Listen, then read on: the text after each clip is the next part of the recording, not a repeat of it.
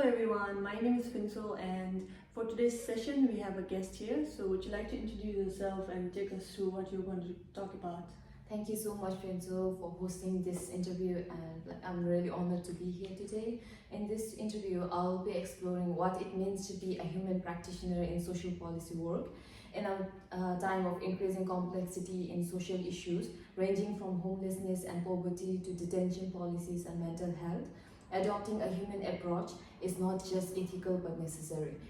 I'll unpack the meaning of human practice, discuss some of the challenges and opportunities it presents, and explore how this approach can positively influence how we develop and implement social policy. Along the way, I will be drawing on key course readings including The Human Practitioner, Berus Buchani's Letter from Manus Island, and insights from media scholars like Lilia Geoliaraki, as well as others we have discussed throughout the unit. Wow, that's really interesting. I'm really excited to hear what you have to say on this session. So what does it mean to be a human practitioner for you? To be a human practitioner means placing human dignity, compassion, empathy at the center of social policy work. It's about recognizing that the people behind policies are not just service users or numbers. They are individuals with stories, agencies, and rights. In our course text, The Human Practitioner, we were introduced to philosopher Emmanuel Levinas, who talks about the idea of bearing witness to the suffering of others, not just noticing it, but letting it affect us deeply. That sense of moral attentiveness is key to what human practice involves. George Orwell also illustrated this powerfully in The Road to Wagenpair. He described the lives of coal miners in 1930s in England, saying he had to make a conscious effort to connect the warmth of his fireplace with the back-breaking labor of those digging the coal. His point was that it's easy to live in comfort while remaining unaware of others' realities. Sometimes that's still relevant in policy today. And as Rebecca Solnit reminds us in The Far Away Nearby, emotional distance isn't always about physical separation. You can be 1,000 miles away from the person next to you in your bed, or deeply invested in someone you have never met. So that insights help us realize that human practice often begins with choosing to care and connect, even when it's not comfortable. That's a very insightful knowledge that you have shared about human practitioners. So when it comes to being a human practitioner, are there any challenges on how to be a good human practitioner maybe? Would you like to enlighten us on this, please? Of course, human practice comes with real challenges. Policy systems are often bureaucratic and dehumanizing. In my own policy brief work, I saw how budget priorities and administrative processes can easily overshadow people's real needs. In his letter from Manus Island, Berus Buchani writes from inside a detention center where people were stripped of identity and dignity. His words makes it clear how easily policies can become mechanisms of dehumanization, even when they claim to be about care or protection. The human practitioner also explores how this emotional labor, what it takes to stay present with people suffering, can be exhausting. Practitioners often find themselves dealing with ethical dilemmas, burnouts, and systems that reward detachment rather than compassion. Even a scholar like Lilia Geoliaraki, in a dialogue with Berlugi, offers another layer of complexity. She talks about how modern media often turns suffering into a spectacle. She warns that while emotional reactions are important, they are not enough. If we don't combine them with critical thinking and a sense of justice, we risk turning care into consumption. What about the possibilities, from your perspectives, what are some of the real opportunities that human approach can open up in practice?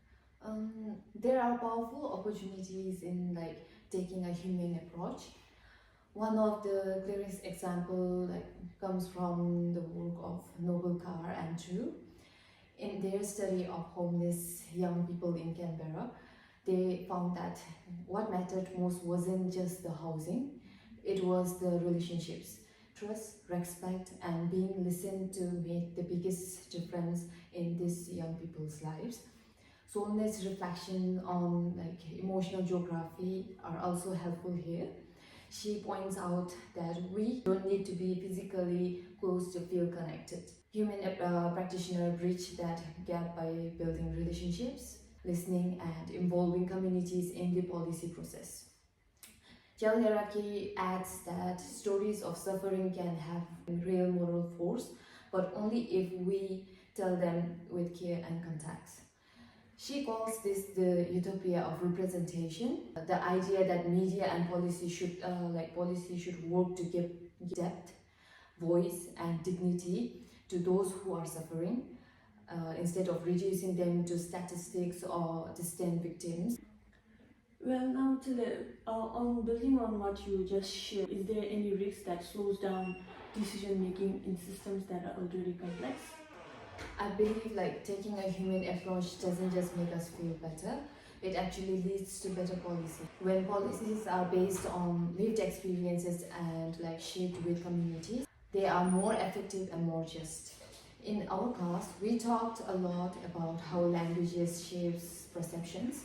So the human practitioner asks us to reflect on terms like welfare dependency, which carries stigma, versus more respectful alternatives like income support. These choices matter. They shape how people are treated and how policies are justified. Analysts like Sean Kelly, writing about the Voice to Parliament debate in Australia, pointed out how often discussions about Indigenous issues get abstracted. He said the debate had become most comfortable for non-Indigenous Australians when it avoided the real lived experiences of Indigenous people. This shows how language and farming can be used to avoid human engagement. And again, Buchanan's testimony reminds us that storytelling is resistance. By sharing his own experience, he forced Australians to see what was happening in offshore detention, and that kind of truth-telling is crucial for human policy. Hierarchy also notes that today's media culture can still be a space for moral learning if we stay open to feeling and thinking critically at the same time. This combination is what helps human practitioners influence policy in a meaningful way. Before we wrap up this session, I would like to ask you one last question. So, what is one thing you think it is important to remember about being a human practitioner?